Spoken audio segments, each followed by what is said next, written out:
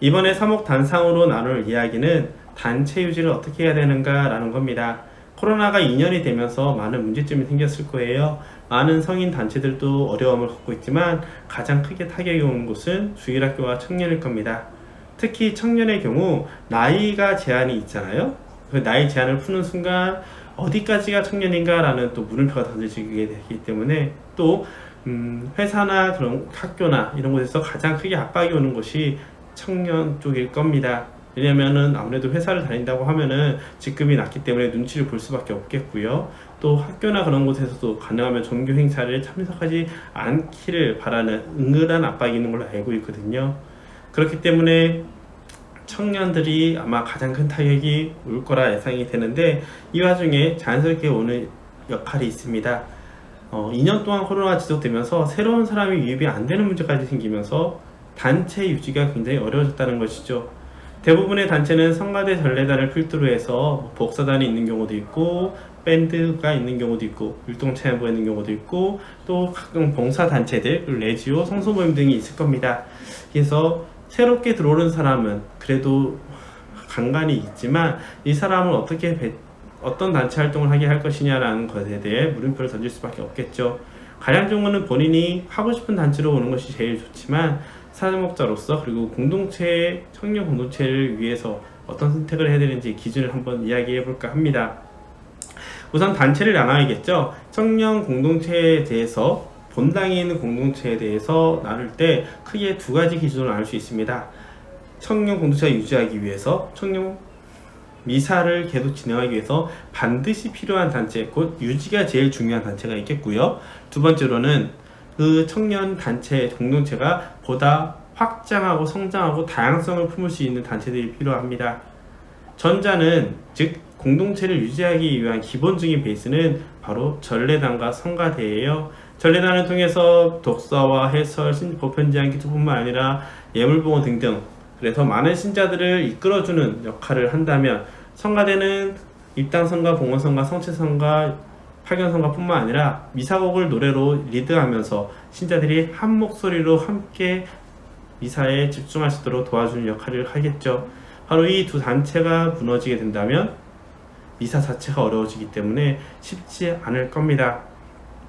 두 번째로, 다양성을 보장하며 공동체를 더 충만하게 하는 단체로서는 성서 모임, 레지오, 그리고 봉사단체들, 그리고 때때로 본당마다 있는 밴드나 복사단 이런 것들이 있을 겁니다. 복사단이 잘 돼 있을수록 신부가 특별한 청년들만의 행사를 할 때, 만약 5월에 성모의 밤을 청년들끼리만 따로 뭔가 한다거나 9월에 순교제의 밤을 뭔가 한다거나 이런 식으로 특별한 미사를 진행할 때 복사단이 있으면 굉장히 수월하게 할 수 있겠습니다.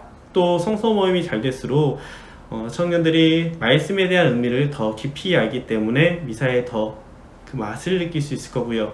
밴드는 미사의 축제적인 의미를 더 강조할 수도 있겠죠. 또한 레지오는 미사 때 받은 축복과 은총을 일상에서 살아갈 수 있도록 잡아주는 역할을 할 겁니다. 또 각종 봉사단체들은 우리가 받은 그리스도인의 사랑을 전달하는 아주 훌륭한 통로가 되겠죠. 하지만 공동체 자체가 어려워지기 시작했을 때는 아무래도 우선순위에서 밀릴 수밖에 없습니다. 여기서부터 결정해야 될 순간이 있겠죠. 물론 최종 결정은 언제나 그 단체 사람들한테 물어봐야 합니다. 단체원들을 계속 유지를 할 수 있을지, 첫째 유지를 할 수 있는지 먼저 물어봐야 될 것이고, 두 번째는 이 단체로서 활동을 꾸준히 지속할 수 있는지, 그리고 이 안에서 강제성이 의무감 때문에 하는지 기쁨으로 하는지를 확인을 해야 됩니다.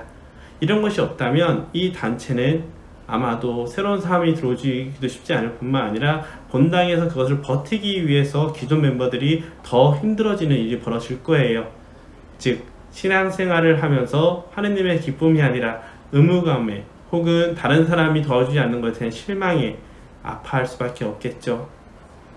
그렇기 때문에 아무래도 본인들에게 정확한 상황을 보면서 단순히 지금까지 있었으니까 유지해야 돼 라는 생각은 내려놓도록 해야 됩니다. 그리고 잘 보면 단체들이 여러가지 생기게 된 동기들을 보면요, 만약 전래단과 성가대가 잘 되고 사람들이 점점 확장되는 가운데 그 사람들끼리 더 모여서 또 색다른 무언가를, 단체를 만드는 경우가 훨씬 더 많거든요. 그럴 때는 또 이런 방법이 있겠죠. 단체를 한시적으로만 스톱 시키는 방법도 있겠지만, 반대로 단체를 아예 없애고 단체를 아예 없애고 다시 청년 공동체가 튼튼해지고 활성화될 때까지 기다리는 경우가 있을 거고요. 또 하나는 지금 밴드는 멈추고 성가대에서 성가대를 같이 하지만 다시 성가대 사람이 많아지기 시작하면은 다시 밴드를 조금씩 활성화시키는 방법이 있을 겁니다. 그럴 때는 조건이 하나 있어요. 뭐냐? 단체마다 기록이 잘 되어 있어야 됩니다. 언제 무엇을 어떻게 했는지에 대한 회의록이 꾸준히 쌓여져 있는 경우는 단체를 잠시 없애고 전체의 파일을, 전체 인원을 키울 때까지, 전체적인 공동체가 커질 때까지 기다렸다가 다시 세우려고 하면은 생각보다 시행착오를 많이 할 수밖에 없거든요. 하지만 회의록이 있다면 그것을 수월하게 넘어갈 수 있겠죠. 하지만 그런 회의록이나 기록이 하나도 없다면 그 단체는 사실 유지를 할 의미가 크게 없게 됩니다. 그렇기 때문에 이거는 결정은 가능하면 신부가 하는 게 맞긴 해요. 즉 단체랑 긴밀히 얘기해보고 이게 유지될 수 있는지 없는지, 확장 가능성이 있는지 없는지, 그리고 이 사람들에게 부담이 더 큰지 기쁨이 더 큰지 이런 것들을 확인해 보면서 신부가 결정해 주어야 되는 부분이기도 합니다. 그렇기 때문에 아마 10월달, 11월달 사이에는 단체장들을 새로 뽑게 될 텐데 유의하면 좋을 것 같아요.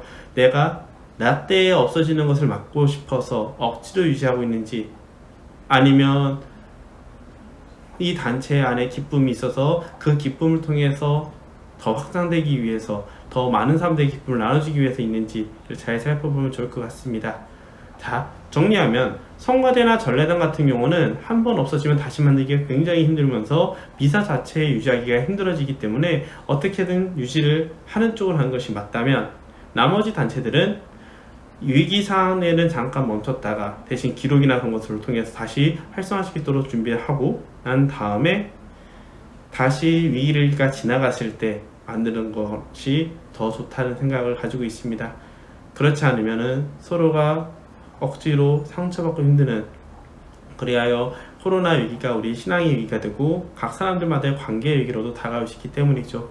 그렇기 때문에 한번 잘 생각해보면 좋을 것 같습니다.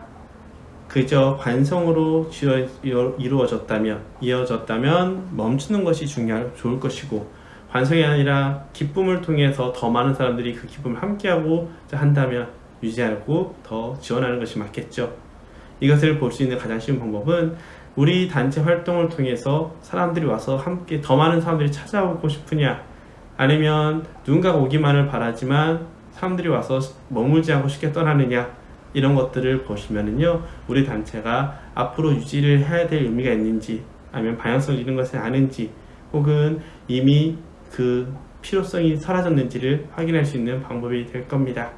조금 어렵고 아픈 주제이지만 현실을 인정하고 더 나은 공동체를 위해서 한 번쯤은 고민할 주제라는 거 기억하면 좋을 것 같습니다.